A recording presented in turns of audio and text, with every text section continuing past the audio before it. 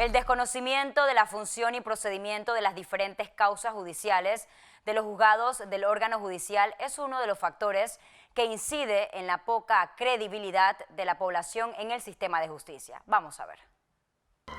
En los últimos años se ha percibido cuestionamientos de algunos panameños a la Administración de Justicia por considerar que algunas decisiones judiciales son selectivas y en otras ocasiones consideran que el nuevo sistema de juzgamiento penal está generando impunidad.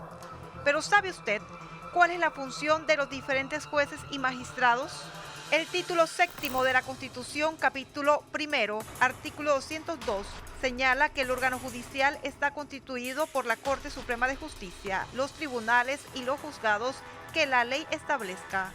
Para bajar el hacinamiento carcelario, mora judicial y cantidad de detenidos sin condenas, se aprobó la Ley 63 de agosto del 2008, que estableció la puesta en vigencia de manera progresiva del sistema penal acusatorio.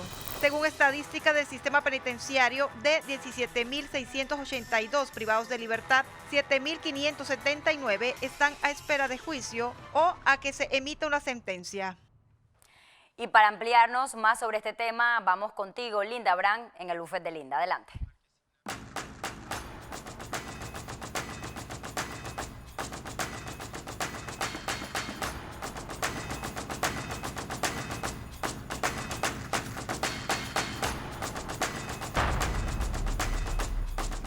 Buenas noches, bienvenidos al bufete de Linda. Antes de entrar en lleno con este importante tema sobre el sistema penal acusatorio y estructura del órgano judicial, vamos a escuchar la opinión de algunos panameños sobre el sistema de justicia.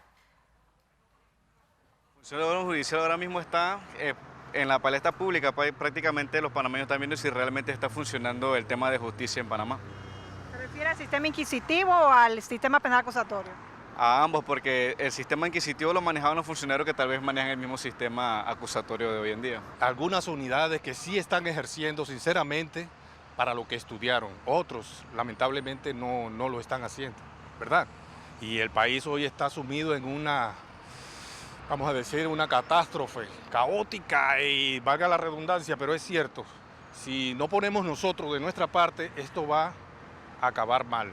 Puedo decir que trabajan bien, pero como lo que yo digo que sí, que el sistema tiene que cambiar. Está muy corrupto, mucha corrupción. Y ellos son los principales corruptos, así que el sistema tiene que cambiar. No hacen nada. Esperan la última hora para entonces ellos llegar a hacer justicia. Pero las cosas están pasando y no hacen nada. Está especialmente mal. ¿Se refiere a los jueces o a la policía? A la policía. Tiene que esperar que pasen las cosas para que esto suceda, las cosas. Sí, ¿Los jueces? La misma cosa. Están mal. Esto yo estoy hablando con los vecinos y hay que hacer algo por eso, porque todo está igual. Estamos peor. Mi invitado de este viernes es el magistrado del Tribunal Superior de Apelaciones del Primer Distrito Judicial, Fernando Alonso. Bienvenido, señor magistrado, al bufete de Linda. Gracias, Linda, por la oportunidad para precisamente, como se dijo al inicio, pues orientar un poquito más o dar ese aporte para que podamos hacer que las personas puedan entender un poco la operatividad, cómo funciona el sistema. Ese es el aporte que queremos hacer esta noche en el espacio. Magistrado, es impresionante, lo puedo palpar como periodista, reportera, el poco conocimiento que tiene la mayoría de ciudadanos sobre el sistema penal acusatorio. Señor magistrado, vamos a empezar desde el inicio en una causa donde haya aprendido. Se da la aprehensión por parte del primer interviniente, que es la Policía Nacional. ¿Qué sigue en adelante? ¿Cuánto tiempo tiene la Fiscalía? ¿Quién es la que tiene que recabar las evidencias para llevar a la persona aprehendida ante un juez de garantía? ¿En cuánto tiempo? Ok, lo primero es que la aprehensión, una vez que aprenden o arrestan a la persona, que ya sea que se le acuse o que sea atrapada en flagrancia, que es cuando te atrapan justamente en el momento de cometer el hecho ilícito, esa persona tiene que ser llevada ante un juez de garantía. Aquí vemos el primer rol, el primero de las autoridades jurisdiccionales o judiciales que intervienen en el sistema, ¿no? Una vez entra la policía y el Ministerio Público, es llevada la persona a una audiencia. Esa audiencia no debe pasar de 48 horas En esta audiencia se verifica, en primer lugar, si la aprehensión es legal. Luego se realiza por parte del Ministerio Público, el fiscal correspondiente hace la imputación formal de cargos. Una vez el juez de garantías, que es el que está tutelando esta audiencia, esta fase, da por presentada la imputación, a partir de allí tiene el Ministerio Público 6 meses para realizar una investigación con todas las herramientas que le ofrece la ley, el Código Procesal Penal. Ojo, hay que distinguir aquí que el Ministerio Público, como titular de la acción penal, puede adelantar investigaciones preliminares. Ejemplo, si una persona es denunciada ante el Ministerio Público, ante una Fiscalía X, supongamos que por una malversación de fondos o una estafa, es probable que el Ministerio Público realice algunas investigaciones sobre los que le permite el Código Procesal, actuaciones que le permita, que no requieren autorización de un juez de garantías. Pero en la medida en que el Ministerio Público infrinja o pueda afectar derechos de terceros, ya sea la persona supuestamente acusada o denunciada o de cualquier otro, entonces está compelido, es necesario que un juez de garantías lo tutele o lo verifique si eso está llevado en la legalidad, y esto es precisamente a través de una audiencia. Todas las decisiones o todas las peticiones dentro de este sistema procesal se resuelven en una audiencia donde se convoca a todos los interesados, a todas las partes, para que expongan allí la petición. Habrá oportunidad para el que se presente su contradicción a esta propuesta, y el juez valora con esa argumentación y lo que le presenten y decide en consecuencia. Hoy veíamos casualmente, señor magistrado, errores de algunas personas hablar de indagatoria en una audiencia a un expolítico. La figura de indagatoria desaparece en el sistema penal acusatorio. Es correcto. Mira, la indagatoria es lo que te hablaba al inicio de la formulación de la imputación. Es lo que se asemeja a la indagatoria. Lo que sucede es que en el sistema inquisitivo, quien llevaba la batuta, por decirlo de alguna manera, era el fiscal. El fiscal iniciaba su investigación y él decidía cuándo y en qué momento llamaba a la persona indiciada o acusada de cometer un hecho. Mediante una resolución lo ordenaba su indagatoria y casi que automáticamente su detención. Y de allí, en el sistema inquisitivo, podía pasar un año inclusive o más hasta que un juez tuviera en sus manos ese expediente, esa carpeta, porque eso lo mantenía el Ministerio Público hasta que él consideraba que había pasado el término mínimo para poder remitirlo ante el juez correspondiente. 8 años, en el caso de las cárceles de Colón, 8 años una persona detenida preventivamente sin ir a juicio. Esto sucedía. Todavía hay un aproximado de 7.000 panameños en las cárceles que no tienen una sentencia. Es correcto. Eso es parte de lo que se llamaba o se hacía la referencia mucho anteriormente como la mora judicial, ¿no? Porque antes se procuraba llevar un expediente, una actuación escrita con todas esas pruebas, todos esos elementos, pero como te decía, un juez no intervenía hasta prácticamente la audiencia preliminar, que era una de las audiencias iniciales. Había algunas salidas legales como interponer incidentes, interponer petición de medidas cautelares distintas, pero todo esto también demoraba un poco. Una de las virtudes del sistema penal acusatorio es precisamente la celeridad que se busca darle a los procesos y que sean llevados ante un juez, que es el que tiene que decidir. ¿Para qué? Para darle a la persona una decisión de un juez, una decisión jurisdiccional, y que dependiendo del caso esa persona, tal como lo manda la Convención Interamericana de Derechos Humanos, tenga un derecho a recurrir. Es decir, si no está de acuerdo, puede interponer un recurso. Las fases del sistema penal acusatorio, las fases principales, fase de investigación, fase intermedia, fase de juicio oral. En las causas simples está diseñado el sistema penal acusatorio para que en un año la persona imputada ya tenga una sentencia, ya sea absolutoria o de condenatoria. Es correcto. Las medidas cautelares, señor magistrado, hay alguna confusión de algunos panameños con relación a las medidas cautelares. Una vez la audiencia denominada solicitudes múltiples, la Fiscalía solicita legalizar la aprehensión. solicita la imputación de cargo y posteriormente la aplicación de una medida cautelar. Las medidas cautelares son por el tiempo que dura el proceso, que en el caso de las causas simples es de un año. Así es. Bien, rapidito te explico, porque, y muy buena pregunta, porque por lo menos en redes sociales, en diarios, en los noticieros, uno ve mucho que tiende a confundirse el otorgamiento de una medida cautelar con una exoneración total de los cargos. Es común leer que la persona dice, bueno, lo mandaron para su casa, pero es que el proceso no ha terminado, el proceso apenas inicia. Sucede que para la aplicación de las medidas cautelares, el juez debe atender, por una parte, a lo que presenta el Ministerio Público, el cual tiene el deber de presentar todas esas argumentaciones y elementos con los que pueda probar hasta ese momento, 1, la comisión de un delito, 2, que esa persona que está sentada ahí está realmente vinculado con ese delito. No estamos diciendo y en ese momento que es una declaratoria de culpabilidad. Surge el principio de presunción de inocencia. Es inocente hasta que te demuestren lo contrario en el juicio. Sin embargo, hay una cierta grado de razonabilidad con el que por lo menos en esa audiencia deben mostrarse elementos de prueba suficientes. Nosotros lo llamamos elementos de convicción porque en el lenguaje técnico la prueba es en el juicio, ¿no?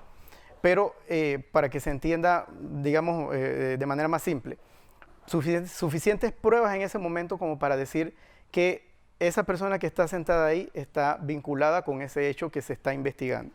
Y en tercer lugar, que esa persona presente lo que denominamos en lenguaje técnico riesgos procesales. ¿Qué es eso? ¿O qué significa eso? Pues que la persona verificar si tiene un domicilio fijo donde se le puede ubicar, importante para las notificaciones. 2, que tenga una dirección o un trabajo, no importa si el trabajo es informal o no, porque no podemos discriminar, sabemos que hay muchas personas que tienen una fuente de ingresos lícita, pero es informal, no tienen una ficha, no tienen un contrato de trabajo, pero es lo mínimo que se requiere. 3, que esa persona no esté en posición de afectar, ¿qué cosa? Que se pierdan pruebas o que puedan afectar o amenazar a la víctima. Esto se ve mucho en los casos donde hay violencia de género y delitos de familia, por ejemplo, que usualmente la víctima es la cónyuge, la pareja de la agresión. Entonces, obviamente que si dependiendo de la gravedad en que se haya dado este hecho, ¿no? Porque puede ser algo... Las lesiones personales... Puede ser algo que no es leve, pero que a la luz de las circunstancias sean solamente insultos.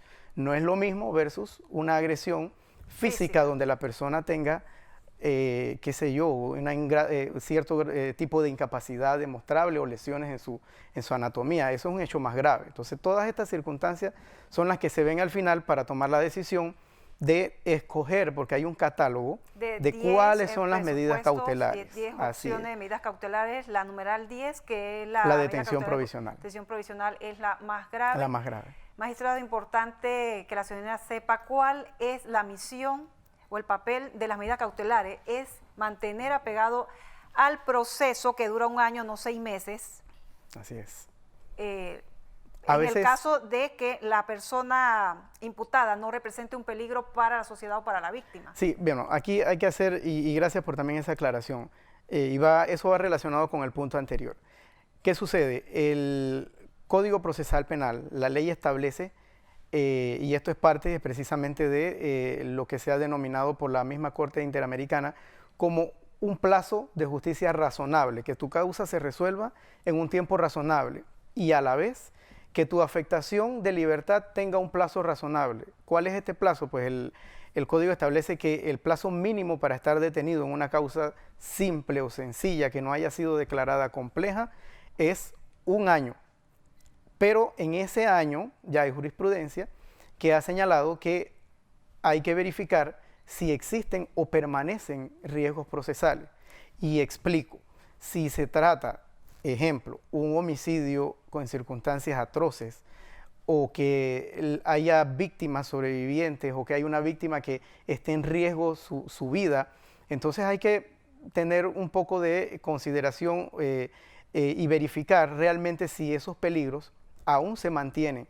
Porque ¿qué sucede? Lo ideal, y de la manera en que fue pensado el sistema, es para que precisamente no ocurra lo que ocurría en el sistema inquisitivo, que estábamos llenos de casos que no se resolvían por reprogramaciones, porque los abogados no iban, porque interponían incidentes, no había transporte para los detenidos desde la cárcel. O sea, había un montón de excusas por las cuales se fue empantanando el sistema. Entonces, ¿qué es lo que se busca? Que se resuelva eso en la mayor brevedad posible. Pero si eso no se logra resolver, porque es un sistema que trabaja sobre y relacionado con personas, con seres humanos. Entonces todos tenemos vicisitudes y hay casos donde efectivamente puede suceder que no se cumpla con ese periodo, con ese plazo, ya sea porque la persona cambia de abogado, se enfermó durante ese año y puede extenderse un poco más.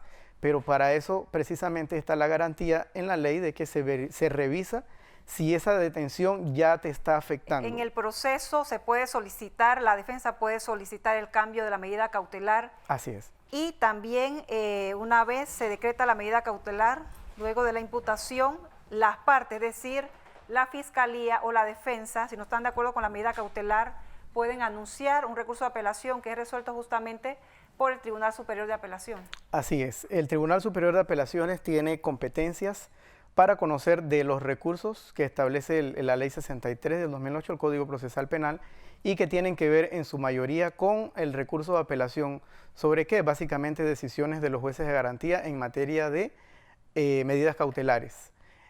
También vemos recursos de apelación sobre las decisiones de los jueces de cumplimiento, que los jueces de cumplimiento, y me parece que por acá estuvo el colega Roberto Sánchez ya explicando un poco más ampliamente, ven la etapa del proceso donde la persona ya ha sido condenada y en ese cumplimiento de la condena pues está buscando alguna alternativa, ya sea para la reducción de la pena o para un sustituto para el cumplimiento de esa pena.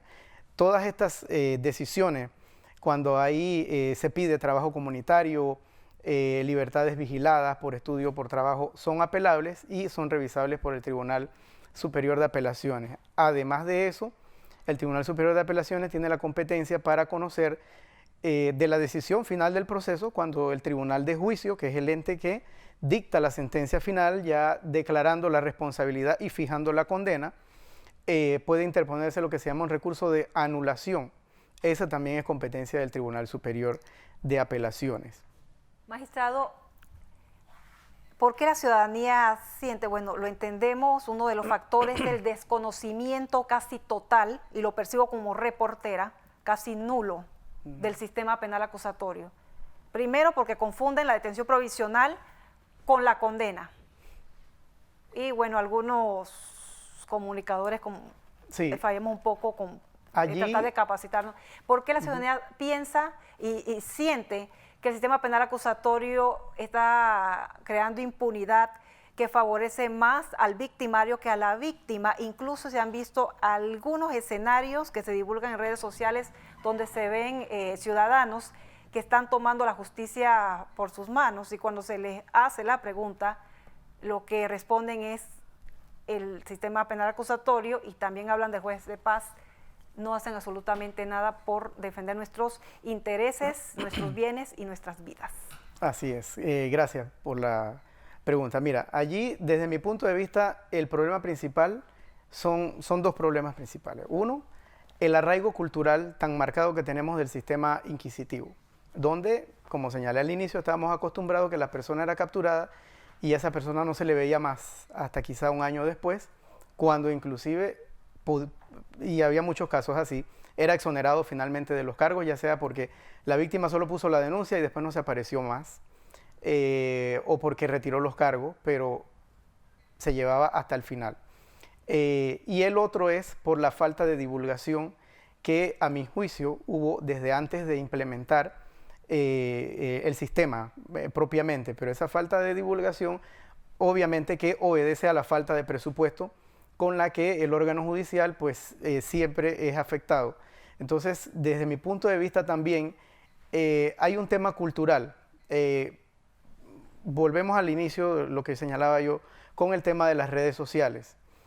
La percepción de la ciudadanía es que la persona comete el delito y sale al día siguiente, pero ¿qué sucede?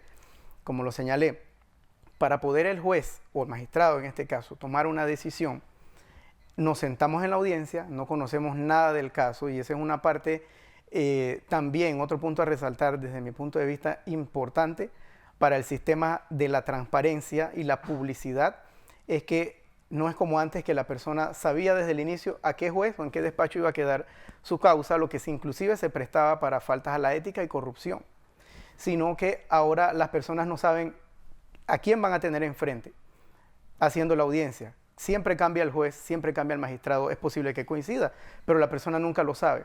Entonces, como el juez y el magistrado desconocen de la causa, está en manos de las partes, por eso se llama acusatorio, y la probar y Fiscalía debe argumentar presentar en ese acto de audiencia debidamente cuál es su petición. Por eso es que de pronto, en algunas situaciones, habrán varias en donde se otorga una medida cautelar de una causa que probablemente no lo parecía, pero es que sucede. El representante de la víctima no dijo esto, la fiscalía no dijo aquello, o viceversa, queda detenido, ¿y qué sucede? Pues la defensa no aportó algunas pruebas o argumentaciones que eran importantes en ese acto de audiencia. Entonces, esto funciona, por decirlo de alguna manera, a petición de la parte. El juez tiene un rol de control de la legalidad sobre la base de lo que se pide y se logra probar en la audiencia. Es como decirlo en un lenguaje más sencillo, es la parte final, el último eslabón de la cadena. De alguna manera pudiera decir. Porque si el primer interviniente, la policía, no recabó las evidencias que debió entregar si al se Ministerio contaminan Público, las pruebas, entonces todo eso incide. anulas alguna de las evidencias ya en la etapa Así de es. Lo que pasa es que el sistema, claro, depende de muchos eslabones. El órgano judicial es solo el último. El Ministerio Público, los organismos auxiliares del Ministerio Público, el Instituto de Medicina Legal, la Policía Nacional. O sea, hay un engranaje que todo debe operar y intenta operar de la mejor manera posible para el beneficio de la población, pero siempre puede haber situaciones donde efectivamente, pues si no se argumentó lo debido en la audiencia, entonces se produce una decisión determinada.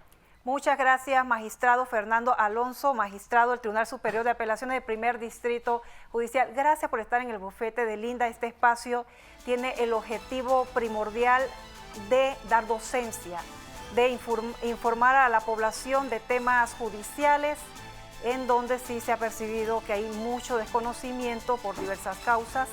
Y ya escucharon la parte del órgano judicial, del Tribunal de Apelaciones, sobre su punto de vista, y es importante este espacio para que ellos expliquen. Y esta es una de las pocas ocasiones que el órgano judicial sale a defenderse, si lo podemos decir de esa forma, de estas críticas severas en las redes sociales y de algunos funcionarios del Poder Ejecutivo. Los esperamos el próximo viernes. Y importante para los señores que me están viendo en casa diciendo entonces qué va a pasar con esta supuesta impunidad. Bueno, el órgano judicial ya tiene proyectos para modificar el Código Procesal Penal y por su parte el ministro de Seguridad también anunció que va a presentar proyectos de ley en la Asamblea Nacional en el mes de enero. Gracias por estar en el bufete de Linda.